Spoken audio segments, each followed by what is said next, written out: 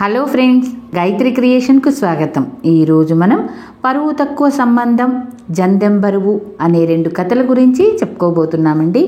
పరువు తక్కువ సంబంధం అనే కథను రచించిన వారు పి అనంతకృష్ణ శర్మ గారు, అలాగే జందెం బరువు అనే కథను రచించిన వారు సి నాగరాజు గారు. ఈ 2 కథలకు చక్కని చిత్రాలు వేసింది శంకర్ గారు. ముందుగా పరువు తక్కువ సంబంధం. ఒక జమీందారుకు 4 కుమార్తెలు. వాళ్లకు పెళ్ళిడు వచ్చాక ఆయన ఒక్కొక్కరికి ఘనమైన సంబంధం చూసి అల్లుడు ఇల్లరికం ఉండే షరతు మీద పెళ్లిళ్ళు చేశాడు. జమీందారు 4వ కుమార్తె వంతు వచ్చింది. చిన్నతనం నుంచి తమ ఇంటనే పెరిగి చాకిరీ చేసే రాముడు అనే అనాథను తప్ప మరొకరిని చేసుకోనని ఆ పిల్ల పట్టుబట్టింది. జమీందారుకు ఇది ఏమాత్రం ఇష్టం లేదు. అయినా ఆయన తన ఆఖరు కుమార్తెను రాముడికిచ్చి పెళ్లి చేసి ఆమెతో, నీ భర్తను నేను ఇల్లరికం ఉంచుకోను, నువ్వు వెళ్ళి వాడితో పాటు విడిగా కాపురం చెయ్యి, నీ ఇష్టం నెరవేర్చాను కానీ నీ మూలంగా నీ అక్కలకు వాళ్ళ భర్తలకు అవమానం చెయ్యలేను అని చెప్పాడు. ఈ సంగతి వింటూనే రాముడు పారిపోయాడు. తన మూలంగా జమీందారు కూతురు దాసి దాని స్థానానికి దిగజారడం అతనికి ఇష్టం లేకపోయింది. తాను కూడా తన అదృష్టాన్ని వెతుక్కొని అది తనకు దొరికినాడు తన భార్యను పరువుగా జీవించేట్టుగా చూడాలనే రాముడి ఉద్దేశం. ఈ ఉద్దేశంతో వాడు మర్నాడు మధ్యాహ్నం దాకా ఆగకుండా నడిచి ఒక పట్టణం సమీపంలో అరణ్యం మధ్యనున్న ఒక పెద్ద మైదానాన్ని చేరుకున్నాడు.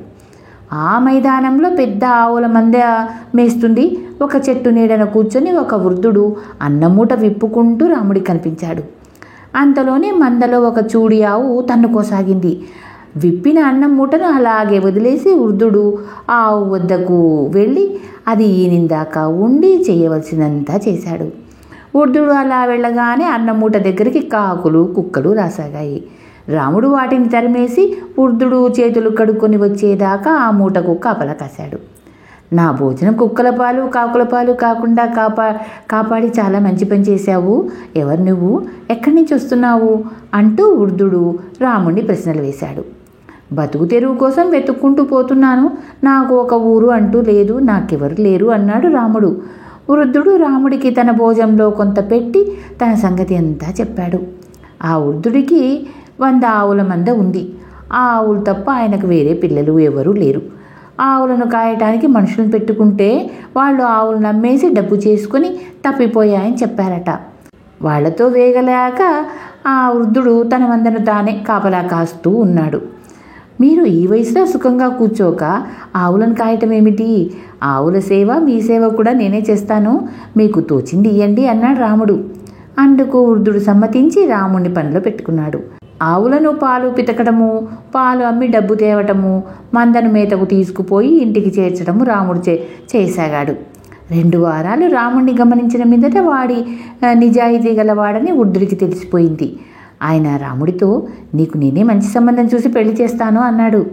లేదండి, నాకు పెళ్ళయింది, ధనం సంపాదించటానికని ఇలా బయలుదేరాను అంటూ రాముడు జరిగింది ఏది దాచకుండా వృద్ధుడికి చెప్పాడు. వృద్ధుడు అంతా విని, అలాంటప్పుడు నువ్వు ఇంతకన్నా మంచి పని చూసుకోకపోయావా? నా దగ్గర పనిచేస్తే నీకేం గిట్టుబాటు అవుతుంది అన్నాడు. రాముడు నవ్వి, నేను ఇంతకన్నా రాబడి వచ్చే ఏం పని చేయగలను బాబు? డబ్బు వస్తే అదృష్టంగా రావాలి కానీ నేను పెద్దగా డబ్బు సంపాదించే శక్తి గల వాడిని కాను. బుద్ధి తెలిసినప్పటి నుంచి ఇలాంటి పనులే చేస్తున్నాను. అదీగాక ఇల్లు వదిలినాక నాకు మొట్టమొదటిసారిగా మీ చేతి అన్నమే తిన్నాను. మిమ్మల్ని సుఖపెట్టడమే నాకు 10,000 అనిపించింది అన్నాడు. వృద్ధుడు మాట్లాడలేదు. కొన్నాళ్ళు గడిచాక ఆయన రాముడితో, ఒరే నాయనా, ఆవులకు కొత్త పాక వేస్తే బాగుంటుంది. ఈ రాత్రికి నేను గుర్తులు పెట్టిన చోట గుంజలకు గోతులు తవ్వి తర్వాత పని రేపు చూద్దాం అన్నాడు. ఆ రాత్రి వృద్ధుడు పడుకున్న తర్వాత రాముడు గోతులు తవ్వాడు. 2 గోతుల్లో తెన్నపు బిందెలు దొరికాయి. రాముడు వాటిని లోపల పెట్టి తెల్లవారగానే వృద్ధుడికి ఇచ్చేశాడు. వృద్ధుడు వాటిని చూసి, నువ్వు ఎదురు చూస్తున్న అదృష్టం నీకు కలిసి వచ్చింది కదా, వాటిని తీసుకొని నీ భార్య వద్దకు వెళ్ళకపోయావా అని రాముడితో అన్నాడు. అవి ఆయన కావాలని పెట్టిన బిందెలే. మీ సొత్తు నా అదృష్టం ఎలా అవుతుంది బాబు అన్నాడు రాముడు. లేదులేరా, నా ఆస్తికంతకు నువ్వే వారసుడివి. ఈ డబ్బుతో జమీందారు అల్లుడివి కాగలిగితే తీసుకుపో, లేదంటావా నీ భార్యని ఇక్కడికి తీసుకువచ్చి సుఖంగా ఉండు. నువ్వే నా కొడుకు, నీ భార్య నా కోడలు అనుకుంటాను అన్నాడు వృద్ధుడు. రాముడు వెళ్ళి తన భార్యను వెంటబెట్టుకుని తిరిగి వచ్చి వృద్ధుడి ఆస్తికంతటికి వారసుడై సుఖంగా జీవించాడు. ఇక రెండవ కథ జందం బరువు. ఒక ఊళ్ళో అతి పేద బ్రాహ్మణుడొకడు ఉండేవాడు. అతనికి ఏ విద్యలు రావు. అయితే ధనం పుష్కలంగా సంపాదించాలన్న అభిలాష మటుకు బాగా ఉండేది. ఒకనాడు ఆ బ్రాహ్మణుడు మరొక గ్రామానికి వెళ్ళగా అక్కడ ఒక ఇంటి అరుగు మీద ఒక ముసలి బ్రాహ్మణుడు కనిపించాడు. ఆయన అరుగు మీద కూర్చొని యజ్ఞోపవీతాలు తూచి అమ్ముతున్నాడు. ఆయన త్రాసు పట్టుకొని ఒక పక్క పళ్ళెంలో జందెం వేసి రెండో పళ్ళెంలో కొనేవాళ్ళని డబ్బు వేయమంటున్నాడు. కొందరు రాగి డబ్బులు వేస్తారు, కొందరు వెండివి కూడా వేస్తారు. కానీ వాళ్ళు వేసే డబ్బుల బరువుకు యజ్ఞోపవీతం బరువుకు ఏమీ సంబంధం ఉండేది కాదు.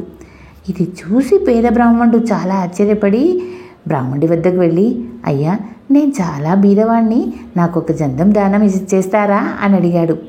అలాగే అని ముసలి బ్రాహ్మణుడు పేద బ్రాహ్మణుడికి ఒక జందం ఇచ్చాడు. తరువాత ఆ పేద బ్రాహ్మణుడు ఆ దేశపు రాజుగారి వద్దకు వెళ్ళి, మహారాజా, నా వద్ద ఒక అపూర్వమైన జందెం ఉంది, దాన్ని తమరు తీసుకుని దాని ఎత్తు బంగారం ఇప్పించండి అన్నాడు. రాజు సరేనన్నాడు. మంత్రి ఒక త్రాసు తెప్పించి దానిలో ఒక పక్క పేదవాడి జందెం వేసి రెండో పక్క కొంచెం బంగారం పెట్టాడు. జందెం బరువే ఎక్కువగా ఉంది. మంత్రి మరి కొంచెం బంగారం వేశాడు.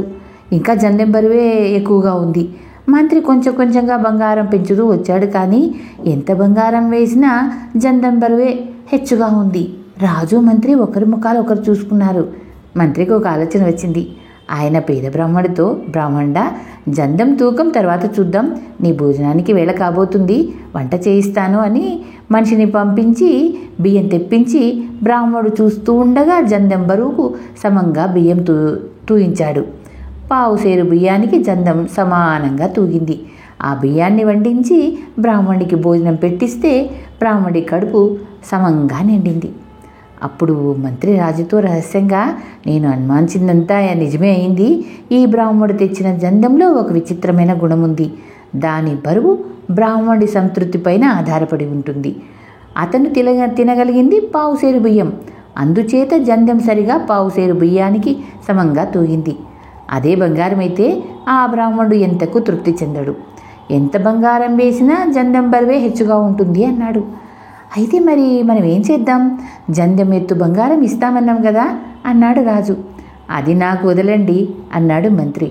బ్రాహ్మణుడు పుక్తాయాసం తీర్చుకొని మంత్రితో, నాకు జందెం ఎత్తు బంగారం ఇచ్చి పంపించేయండి అన్నాడు. నీకు బంగారం ఇప్పిస్తాను, కానీ దాన్ని నువ్వు మోసుకోలేకపోతే ఆ బంగారం నీకు దక్కదు. ఒకవేళ మోసుకుపోయినా దాన్ని నువ్వు దొంగల బారి నుండి కాపాడుకోలేవు.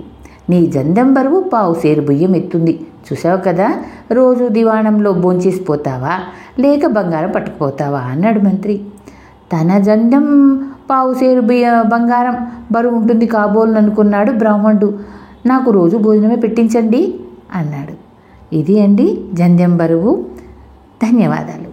చివరిగా మీకో మాట, నా ఛానల్లోని కథలు మరియు వంటలు మీకు నచ్చినట్లయితే ఓ లైక్ చేయండి.